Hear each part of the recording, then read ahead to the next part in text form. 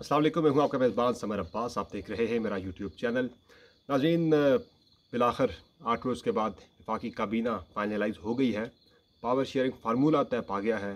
अब तक की जो तफसीलात सामने आई हैं उसमें 14 वज़रा नून लीग के आ रहे हैं, 11 पीपल्स पार्टी के आ रहे हैं, 4 मौलाना फजल रहमान साहब के आ रहे हैं, एक उनको डिप्टी स्पीकर का ओहदा भी दिया जा रहा है और 7 वजारतें इत्तेहादियों को दी जा रही हैं। ANP ने वजारत लेने से माजरत की है। मुत्तहिदा कौमी मूवमेंट के बारे में खबरें आ रही है कि वो बिलाखिर मान गए हैं काबीना का हिस्सा बनने पर। दूसरी तरफ नाज़रीन, 2-3 बड़ी और इंटरेस्टिंग बातें हैं। काबीना की मज़ीद तफसीलात आपके साथ मैं शेयर करूँगा। बड़ी खबर तो यह है कि बिलावल भुट्टो ज़रदारी वज़ीर ख़ारजा बन रहे हैं जी शहबाज शरीफ साहब की काबीना में। इसको भी आप डिस्कस करेंगे आगे चल के। एक और जो मामला है इस वक्त नाज़रीन, उस पर मैं अपना एनालिसिस दूँगा आगे चल के। बहुत इंपॉर्टेंट मामला है जो इमरान खान साहब की स्ट्रेटजी इस वक्त बन रही है। एक तो जुडिशरी के हवाले से वो बड़ी खुल के बात कर रहे हैं। जजेस पे वो उन्होंने जजेस को आजमाइश में डाल दिया है। बिलाखिर आज चीफ जस्टिस ऑफ पाकिस्तान जो है उन्हें रिस्पॉन्ड करना पड़ा है। जो ट्रेंड्स चले, जो इमरान खान साहब ने जलसों के अंदर उनके हवाले से बातचीत की, रात 12 बजे अदालत लगाने के हवाले से भी बिलाखिर वो बोल पड़े। और दूसरी तरफ नाज़रीन, जो इस वक्त इलेक्शन कमीशन में फॉरेन फंडिंग केस है उससे PTI बहुत सीरियस ले रही है। खान साहब बहुत सीरियस ले रहे हैं और उन्हें लग रहा है कि फॉरेन फंडिंग केस को इस्तेमाल करते हुए पाकिस्तान तहरीक इंसाफ को या तो सियासत से आउट कर दिया जाएगा या उनके ख़िलाफ़ किसी और किस्म की नाअहली या और सख्त जो उनके हवाले से कुछ लीगल रेमिफिकेशंस तैयार की जा रही हैं, यानी उन्हें फंसाया जा रहा है। जिसका खान साहब ने जिक्र भी किया था कि FI और NAB के ज़रिए मुझे फंसाने की तैयारियाँ हो रही हैं। तो शाहाना में भी कुछ बातें हुई। आज खान साहब ने मुलाकात की नाज़रीन, कुछ बीट रिपोर्टर्स जो थे पाकिस्तान तहरीक इंसाफ को, प्राइम मिनिस्टर हाउस को जो कवर करते रहे पिछले 3.5 साल से, उनके साथ मुलाकात हुई। उस मुलाकात में कुछ चीज़ें बड़ी खुल के सामने आई हैं। एक और बड़ा मामला सामने आया, उस पर भी हम बात करेंगे। वो है जी जो जस्टिस काजी फ़ाइज़ ईसा के ख़िलाफ़ रेफरेंस दायर करने का मामला था, उस पर एक बड़ी वाज़े स्प्लिट आ गई है। जो खान साहब ने कहा कि मैं इस चीज़ के ख़िलाफ़ था, मुझे नहीं करना चाहिए था, गलती तस्लीम की, लेकिन वो कहते हैं कि ये तो वज़ारत क़ानून ने किया सारा कुछ। अब जो उस वक्त के वज़ीर क़ानून थे फ़ारूक नसीम साहब, वो ज़ाहिर है PTI के नहीं थे, तो वो भी ज़िम्मेदारी लेने को तैयार नहीं है। उन्होंने सारा मामला जो है वो खान साहब पे डाल दिया है, काबीना पे डाल दिया है, सदर ममलिकत पे डाल दिया है। और काबीना का एक और मामला भी है, सदर साहब के बारे से भी बात करेंगे हम। तो सबसे पहले शुरू करते हैं जी काबीना से। जो काबीना का मामला है नाज़रीन, उसमें खान साहब ने एक तो जब छोड़ी अपनी काबीना तो ज़ाहिर है इत्तेहादी भी थे उनके साथ, लेकिन ज़्यादा वज़ारतें PTI के लोग ही थे। अब ये जो काबीना बन रही है, 8 रोज़ लग गए मनाने में, सबको साथ जोड़ने में, साथ लेके चलने में। ज़ाहिर है हर किसी की अपनी अपनी तवक्कुआत हैं कि उसे क्या मिले इतनी मेहनत और तगोदो के बाद। हर कोई ज़्यादा से ज़्यादा लेना चाहता है। तो एक चीज़ तो बड़ी वाज़ेह हो गई है, ये जो काबीना बनी है, इससे एक चीज़ तो वाज़ेह हो गई है कि शहबाज शरीफ साहब जो हैं वो डे टू डे अफेयर नहीं चलाना चाहते। जिस तरह से पहले तय पाया था PDM के अंदर, अपोजिशन जमातों के अंदर, कि तहरीक अदम एतमाद लानी है, खान साहब को हटाना है, जल्दी जल्दी से विदिन 50-60 डेज़ करनी है जो इंतखाबी इस्लाहात हैं, जिसमें EVM का ख़ात्मा हो गया, ओवरसीज़ पाकिस्तानियों की वोटिंग का मामला है वो ख़त्म करना है, और कुछ इसमें इस्लाहात करनी थी, इंतखाबी इस्लाहात, एंड देन फौरी तौर पे इलेक्शन में जाना था। उन्हें ये लग रहा था कि इमरान खान को जो है हम ऐसे टाइम पे हटा रहे हैं कि जब महंगाई का मामला खान साहब को हॉन्ट कर रहा है, वो बहुत डिफेंसिव पोजीशन में हैं, अवाम में अनपॉपुलर हैं, और साथ ही साथ जो बैड गवर्नेंस है पंजाब के अंदर उस्मान बुज़दार की वजह से, उसको भी हम एक्सप्लॉइट करेंगे और इमरान खान बड़ी वीक विकेट पे होंगे अगर हम फौरी इंतखाबात की तरफ चले जाते हैं। आपको याद होगा पिछले 1 साल से हम एक ही मुतालबा सुन रहे हैं नून लीग की तरफ से कि मुल्क में फौरी इंतखाबात होने चाहिए। ये सब कुछ किया ही इसीलिए गया था कि खान साहब को हटाएंगे, खुद आएंगे, इंतखाबी इस्लाहात करेंगे, एंड देन फौरी तौर पर मुल्क में हम फ्रेश इलेक्शन की तरफ चले जाएंगे और नून लीग जो है वो वाज़ेह अक्सरियत लेके आ जाएगी। पीपल्स पार्टी सिंध से दोबारा आ जाएगी। पीपल्स पार्टी बहरहाल इस आइडिया के इतने ज़्यादा हक में नहीं थी फौरी इंतखाबात के, नून लीग को और मौलाना साहब को ज़्यादा जल्दी थी। अब गेम सारी उलट गई है, सिचुएशन पूरी जो है 180 डिग्री पे शिफ्ट हो गई है, चेंज हो गई है। अब नाज़रीन जो हो रहा है कि जो खान साहब को जब निकाला गया, हटाया गया, तो उन्होंने जो बयानिया तरतीब दिया, जो बयानिया बनाया साजिश का, वो बड़ा बिका आवाम के अंदर, बड़ा पॉपुलर हुआ। अब इस साजिश की वजह से ये हुआ कि खान साहब ने इतना ज़्यादा ज़ोर शोर के साथ इस चीज़ को आवाम में इसको यानी कि बयान किया, बार बार स्ट्रेस किया इस पे, तो अवाम में उनकी जो ये बात है, साजिश वाली जो थ्योरी है, वो अवाम उसको बड़ा संजीदा ले रहे हैं। और एक इमरान खान इस वक्त अपने कैरियर की, यानी कैरियर बेस्ट पॉपुलैरिटी इस वक्त वो एंजॉय कर रहे हैं। और अब खान साहब ये चाह रहे हैं कि वो इलेक्शन में जाए, मुल्क फौरी तौर पे इंतखाबात में जाना चाहते हैं। और वो लोग जो पहले इंतखाबात में जाना चाहते थे फौरी तौर पे, नून लीग, वो अब नहीं जाना चाह रही, वो कतरा रही है। उन्हें डर है कि अब अगर इंतखाबात हो गए तो जो वो पहले एक्सपेक्ट कर रहे थे कि हमें फ़ायदा होगा, हम 2 तिहाई लेके आएंगे, तो अब वो खान साहब का चांस बन रहा है कि वो 170 के करीब सीट्स जो हैं वो लेके आराम से आ जाएंगे, सिंपल मेजॉरिटी तो आराम से ले लेंगे। ये एक्सपेक्टेशन है, कैलकुलेशन है पीटीआई के वाले से, खान साहब के वाले से। अब नून लीग नहीं चाहती मुल्क में इंतखाबात हो, तो इसलिए जो ये काबीना बनी है, 36 रुकनी काबीना, खुर्शीद शाह साहब ने कहा, कुछ कहते हैं 31 रुकनी काबीना है, ये आज हल्फ ले लेगी 11 बजे। और इसमें भी सदर साहब की तबीयत जो है वो हस्ब मामूल, जिस तरह से प्राइम मिनिस्टर का हल्फ लेने पे के मौके पे ख़राब हो गई थी, तो आज फिर उनकी तबीयत जो है पता लगा ख़राब हो गई है। और सादिक संजरानी साहब अब हल्फ लेंगे वज़रा से, उन्होंने माजरत कर दी है। तो इस पे नाज़रीन अब ये हो रहा है कि जो काबीना है उसका साइज़ देख के, हजम देख के, जिस तरह से अकोमोडेट किया गया सबको, 14 लोग हैं जी नून लीग के इस काबीना के अंदर, जो खुर्शीद शाह ने कुछ देर पहले बताया है। 11 लोग हैं पाकिस्तान पीपल्स पार्टी के, जिनमें बिलावल भुट्टो जरदारी बन रहे हैं जी वज़ीर ख़ारजा, हिना रब्बानी खर वज़ीर ममलिकत बराए ख़ारजा अमूर। और उसके बाद खुर्शीद शाह साहब बन रहे हैं जी वाटर रिसोर्स के, आबी वसाइल के वज़ीर। नवीद कमर जो हैं वो कॉमर्स के। कुछ नौजवानों को भी शामिल किया जा रहा है। शेर रहमान जो हैं वो आ रही हैं जी मौसमियाती तब्दीली के हवाले से, वो आ रही हैं मिनिस्टर। फिर एहसान मज़ारी, न्यू कमर को, यंगस्टर को ऐड किया जी आईपीसी के लिए। आबिद भायो, ये भी नौजवान एमएनए हैं पाकिस्तान पीपल्स पार्टी के, उन्हें वजारत दी जा रही है जी प्राइवेटाइजेशन की, निजकारी की। और मुस्तफ़ा नवाज खोखर को दी जा रही है ह्यूमन राइट्स। और शाजिया मरी को बेनज़ीर इनकम सपोर्ट प्रोग्राम दी जा रही है। और अब्दुल कादिर पटेल के हवाले से है कि हेल्थ रेगुलेशन की मिनिस्ट्री उन्हें मिल रही है।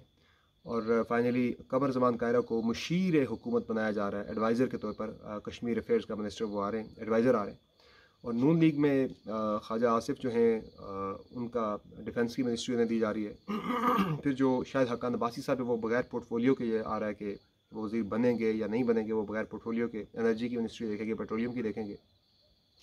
मिफ्ता इस्माइल साहब वज़ीर ख़जाना, मरियम औरंगज़ेब वज़ीर इत्तलात, फिर राना सनाउल्लाह वज़ीर दाखिला। ये कुछ वज़ारतें नून लीग की तरफ से सामने आई हैं। और खुर्रम दस्तगीर हो गए, वो शायद इंडस्ट्रीज़ के आ जाए। एहसन इकबाल साहब जो हैं वो प्लानिंग के मिनिस्टर अभी तक बताए जा रहे हैं। और डिप्टी स्पीकर का अहदा दे दिया गया जेयूआई को, हाउसिंग की मिनिस्ट्री जेयूआई को मिल रही है। और जो ओवरसीज़ पाकिस्तानीज़ की है वो भी जेयूआई को दी जा रही है, अभी तक की जो इतलात हैं। लेकिन जो मिनिस्ट्री है अपना मैरीटाइम अफेयर्स की, वो एमकेएम चूँकि अब राज़ी हो गई है दोबारा काबीना में आने के लिए, तो एमकेएम को दे दी जाएगी।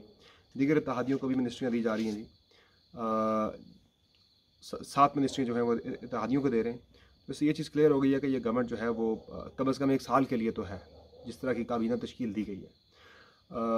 नंबर 2, ये चीज़ तो क्लियर हो गई कि फौरी तौर पे इंतखाबात में नहीं जाना चाहते, ये लंबा चलाना चाह रहे हैं इसको। मौलाना फजल रहमान साहब का बयान आया है, वो कह रहे हैं कि हमारा तो ये तय था जी कि फौरी तौर पे हमने इलेक्शन में जाना है, अवाम में जाना है। तो ये तो हम फिर उसी तरफ जा रहे हैं। तो वो मौलाना साहब जो है इस चीज़ पे खुश नहीं है। ये जो सब कुछ जो हो रहा है, हालांकि 4 वजारतें और एक डिप्टी स्पीकर का अहदा भी ले रही है 15 सीटों के साथ, लेकिन फिर भी वो इस चीज़ पे जो है खुश नहीं है। वो कह रहे हैं कि हमें फिर भी इलेक्शन में जाना चाहिए, हमें सूट नहीं करता। उनकी अपनी सियासी बसीरत है। अब पीपल्स पार्टी की नज़र प्रेसिडेंसी पर भी है। जरदारी साहब सदर ममलिकत बनना चाहते हैं, वो देखते हैं क्या होना है। एएनपी ने वजारत लेने से इनकार किया, लेकिन एएनपी को मियां इफ्तिखार साहब को जो है इम्कान है गवर्नर केपी का, चूँकि पीपल्स पार्टी ने कमिट कर दिया था उन्हें, बाद में जेयूआई आगे मैदान में कि हमने लेनी है। पंजाब की जो गवर्नरशिप है वो पीपल्स पार्टी को दी जा रही है जी। और पीपल्स पार्टी के जो हैं मुर्तज़ा महमूद को भी एक मिनिस्ट्री मिल रही है, अहमद महमूद साहब के बेटे को भी, वो भी मिनिस्टर बन रहे हैं सेफ्रॉन के गालिबन। इसके साथ साथ नाज़रीन, जो दूसरा मामला है, क्विकली मैं उस पर भी ज़रा बात करना चाहूँगा, अपना एनालिसिस आपके साथ शेयर करना चाहूँगा। वो है जो इस वक्त कन्फ्रंटेशन जो बन रही है खान साहब की मुख्तलिफ इदारों के साथ। ज़ाहिर है, एक तो जो चीफ जस्टिस के ख़िलाफ़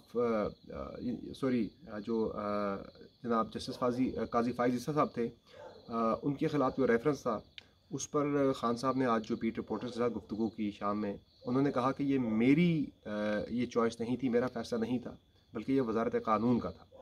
वज़ीर क़ानून फ़रोग़ नसीम साहब थे और वो कहाँ से आए थे ये सबको पता है। किसके मिनिस्टर थे वो MKM के भी नहीं थे, खान साहब के भी नहीं थे। बहरहाल अब वो खान साहब ने उन पर डाल दिया मामला सारा। तो फ़रोग़ नसीम साहब ने कहा जी कि मैं तो ये मेरा डिसीजन था ही नहीं, ये तो प्राइम मिनिस्टर और प्रेसिडेंट की उस पर हुआ था और प्राइम मिनिस्टर ने जो है ARU एसेट रिकवरी यूनिट का जो दस्तयाब मवाद था उसकी बेसिस पे मुझे कहा था, ये रेफरेंस बनाने का मुझे कहा गया था कि हम ये भेजें आगे बना के। तो ARU भी खान साहब के नीचे था, तो ये उनकी रजामंदी से सब कुछ हुआ था। तो उस पर फवाद चौधरी साहब ने कहा जी कि गलत बयानी कर रहे हैं, फ़रोग़ नसीम साहब जो फैसला उस वक्त किया था उस पर आज खड़े हों, उसकी ऑनरशिप लें, ये मामला प्राइम मिनिस्टर पे मत डालें। और उन्होंने ये भी कहा कि जब काबीना में ये मामला आया तो काबीना के अंदर मैंने मुखालफत की इस मामले की, लेकिन फ़रोग़ नसीम साहब ने कहा नहीं, ये बिल्कुल हमें करना चाहिए, हमारे पास मवाद मौजूद, हमें जाना चाहिए, ये रेफरेंस करना चाहिए। उन्होंने सबसे ज़्यादा एडवोकेट किया था। अब ये एक मामला शुरू हो गया है। बहरहाल कौन सच्चा है कौन झूठा है ये तो वक्त ही बताएगा। आप खुद इसके बेहतर जानिए कि किसका मौक़िफ़ ज़्यादा बेहतर है। लग ही रहा है कि जो फ़रोग़ नसीम साहब वाला मामला है वो मामला फ़रोग़ नसीम साहब पे ही आ रहा है, ये वही मुहर्रक थे सारे मामले के, लेकिन उन्होंने कन्विंस किया खान साहब को, बाकी लोगों को, हमें ये करना चाहिए। तो आज खान साहब को पछतावा है।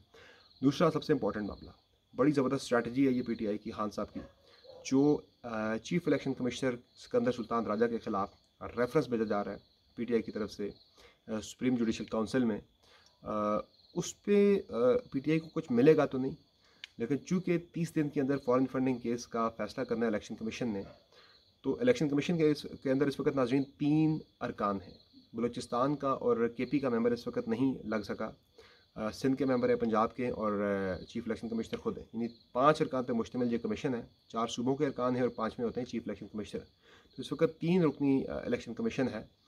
जब इसमें चीफ़ इलेक्शन कमिश्नर के ख़िलाफ़ रेफरेंस आ जाएगा तो ज़ाहिर उनकी पोजीशन जो है वो हो जाएगी कॉम्प्रोमाइज़ और वो इन क्वेश्चन रहेगी। तो मे बी वो इसमें ना भी कोई फ़ैसला देते भी हैं तो वो कंट्रोवर्शियल होगा, उनको इतना कंट्रोवर्शियल बना दिया जाएगा कि वो शायद इससे अलग ही हो जाए सारे मामले से। लेकिन फिर 2 रुकनी बेंच होगा तो 2 रुकनी बेंच जो है वो फ़ैसला दे नहीं सकता। तो ये बड़ी इंटरेस्टिंग स्ट्रेटजी है PTI ने अडॉप्ट की है फॉरेन फंडिंग केस के हवाले से। और फाइनली जो मैंने बात की, खान साहब ने बीट रिपोर्टर से गुफ्तगू में जुडिशरी की बात की थी, तो उस पर chief justice of Pakistan Umar Ata Bandial साहब ने ये कहा, यानी ओवरऑल जो खान साहब ने जलसों के अंदर भी जुडिशरी को टारगेट किया, रात 12 बजे अदालतें लगाई गई मुझे हटाने के लिए, मैंने क्या जुर्म किया था, उस पर उन्होंने जवाब दिया। और जो हैशटैग्स भी बने, जो ट्रेंड्स भी बने चीफ जस्टिस के ख़िलाफ़, उस पर आज जो 63 है, जो सदारती रेफरेंस गवर्नमेंट ने ही भेजा था नायली के वाले से कि ताहयात है और क्या वोट डालने से पहले बंदा नायल होता है या नहीं, उसकी इंटरप्रटेशन के लिए, तो उस रेफरेंस पर आज समाअत हो रही थी, जिस पे कहा चीफ जस्टिस उमर अता बंदयाल साहब ने कि ये जो मामला है जो अदालतों का, आप 15-20 हज़ार बंदे इकट्ठे करके हमारे ख़िलाफ़ बात करें और फिर हमें फ़ैसले करने का भी कहें, ये हमारी मर्ज़ी है। फिर उन्होंने ये भी कहा कि अदालतें जो हैं, हमें ताना मत दिया जाए कि रात 12 बजे अदालत लगाएगी, तो अदालत 12 घंटे नहीं लगती, अदालत 24 घंटे अदालत होती है, हम किसी वक्त भी लगा सकते हैं, हम 24 घंटे फ़ैसले करने के पाबंद हैं। तो उन्होंने हिट किया और साथ जो PTI को थोड़ा सा ज़रा एक इशारा भी दिया कि अगर आप ज़्यादा बोलेंगे तो फिर आपके लिए भी कॉन्सिक्वेंसेस हो सकते हैं इसके। उन्होंने कहा कि हर मामले पे आजकल आइन की वायलेशन पे, आइन की खिलाफ वर्जी पे आर्टिकल 6 लगाने की बात होती है। तो उन्होंने कहा हाँ, हम ये ज़रूर देखेंगे कि आइन की जो आइन शिकनी हुई है, आइन तोड़ा गया है, उस पर आइन तोड़ने वाला वैसे ही निकल जाएगा या उसकी कोई सज़ा भी है, उसका तयन हम आगे चल के करेंगे। यानी कि डिप्टी स्पीकर के लिए, खान साहब के लिए कॉन्सिक्वेंसेस पे हो सकते हैं, पर्टिकुलरली डिप्टी स्पीकर जो PTI के थे कासिम खान सूरी, इशारा दे दिया आज चीफ जस्टिस ने। तो देखते हैं कैंपेन ये कम होती है ज़्यादा होती है। आर्मी के हवाले से खान साहब ने बात की, इस्टेब्लिशमेंट के हवाले से, कि मैंने बाजवा साहब की कुछ गुफ्तगू सुनी है जो मेरे बारे में की गई, उस पर नाज़रीन रिपोर्ट ये हुआ है जो बाजवा साहब ने लाहौर में कोई 2-3 एक रोज़ पहले जो गुफ्तगू की कहीं, वो कोर्ट हुई, खान साहब तक पहुँची कि बाजवा साहब ने कहा कि एरोगेंट थे जी खान साहब, जो है बहुत ज़्यादा एरोगेंस थी, सुनते नहीं थे किसी की बात। तो इस तरह की बातों पे जब खान साहब से पूछा गया कि वो तो आपके बारे में ये कह रहे थे, उन्होंने कहा मैंने बाजवा साहब की गुफ्तगू सुनी है, मुझ तक पहुँची है, लेकिन मैं जवाब देना नहीं चाहूँगा। फ़ौज जो है वो हमें बड़ी अजीज़ है और ये हमारी फ़ौज ऐसे हम कंट्रोवर्शियल नहीं बनाएंगे। तो ये बड़ी ज़बरदस्त स्ट्रैटेजी थी उनकी, मैं इसको बिल्कुल अप्रिशिएट करूँगा कि वो इदारों के ख़िलाफ़ जो है वर्कर तो उनके बोल रहे हैं, नीचे से लोग बोल रहे हैं, लेकिन खान साहब जो हैं वो, यानी कि खान साहब के पर्सपेक्टिव से अगर मैं कह रहा हूँ कि ये बड़ी अच्छी स्ट्रैटेजी है, हालांकि ओवरऑल ये अच्छी स्ट्रैटेजी नहीं है इदारों के हवाले से। इदारों को कंट्रोवर्शियल नहीं होना चाहिए, नहीं बनाना चाहिए। अगर कोई कर रहा है तो गलत कर रहा है। इदारे मुल्क के इदारे, किसी पार्टी के इदारे नहीं हैं। उन्होंने कहा मुझ तक बातें पहुँची हैं बाजवा साहब की, लेकिन मैं ऐसी बात नहीं करूँगा, मैं जवाब नहीं दूँगा, देना चाहूँ भी तो वो रिस्ट्रेंट खान साहब रख रहे हैं, इदारे के हवाले से लिहाज रख रहे हैं। वो कि उनके पार्टी वर्कर नहीं रख रहे, उनके सपोर्टर्स नहीं रख रहे। और फाइनली उन्होंने ये भी कहा कि जो तोशाखाना का मामला है, ये 14 करोड़ रुपए की चीज़ें 3 करोड़ में ली गई हैं और इसमें प्रोटॉन गाड़ी भी है, घड़ियाँ भी हैं, सारा कुछ है। उस पर उन्होंने इशारा भी दिया कि देखें जी, ये जो DHA में प्लॉट मिलते हैं फौजियों को, वो कुछ भेज भी देते हैं आगे, तोहफे में मिलते हैं, कुछ भेज भी देते हैं आगे, तो उनका फ़ैसला होता है, उनकी स्वाबदीद होती है। तो मुझे गिफ्ट मिला है तो मेरी स्वाबदीद है, मेरी मर्ज़ी, मैं उसे रखूँ या बेचूँ, कौन मुझे कोई कह सकता है कि रखना है या बेचना है। बहरहाल ये सारे मामलात हैं जी, और हल्फ आज होना है, सदर साहब नहीं ले रहे वज़रा से, वो चेयरमैन सनत ने लेना है। लेकिन इंटरेस्टिंग चीज़ें आगे अनफोल्ड हो रही हैं। खान साहब प्रेशर बढ़ा रहे हैं कि गवर्नमेंट जो है वो जल्दी जाए और फौरी इलेक्शन में जाए। उधर से उनकी पॉलिसी ये है कि ये मामला तूल पकड़ता जाए और कम से कम साल तक तो ये गवर्नमेंट रखी जाए। नवंबर की अहम जो अपॉइंटमेंट है वो शहबाज साहब ज़रूर करना चाहिए। अब देखना है कि वो कंटिन्यू कर पाते या नहीं। एक जगह की क्विकली बात मैं कर लूँ कि सरदार तनवीर इलियास साहब प्राइम मिनिस्टर इलेक्ट हो गए जी। समरी की कल मैंने बात की थी कि वो प्राइम मिनिस्टर से दस्तखत नहीं करवाई गई थी, तो उस पर जो मेरी इतलात ये है कि वाक़तन ऐसा ही था।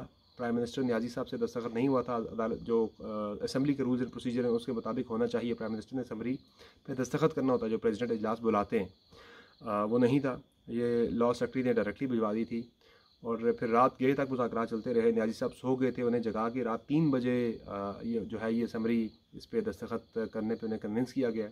ये कहानी बड़ी इंटरेस्टिंग है। फिर दोबारा से नया सेशन बुलाया गया है। पहले सेशन सुबह 10 बजे था, फिर 11 बजे सेशन बुलाया गया, अलग से नया सेशन बुलाया गया। ये मामला बन गया था, लेकिन न्याजी साहब ने ग्रेस दिखाई, समरी पे दस्तखत भी किया, मामला लटकाया नहीं है और साथ ही साथ वोट भी दिया। तो तनवीर इलियास साहब जो हैं वो 32 जो उनकी स्ट्रेंथ है PTI की, उसमें 33 वोट लेके वो प्राइम मिनिस्टर इलेक्ट हुए हैं। अब देखना है JK में स्टेबिलिटी आती है या नहीं। आने वाले दिन बड़े इंटरेस्टिंग होंगे। आपके साथ तफसीलात जो भी होंगी वो शेयर करते रहेंगे। इजाज़त दीजिए, अल्लाह हाफ़िज़।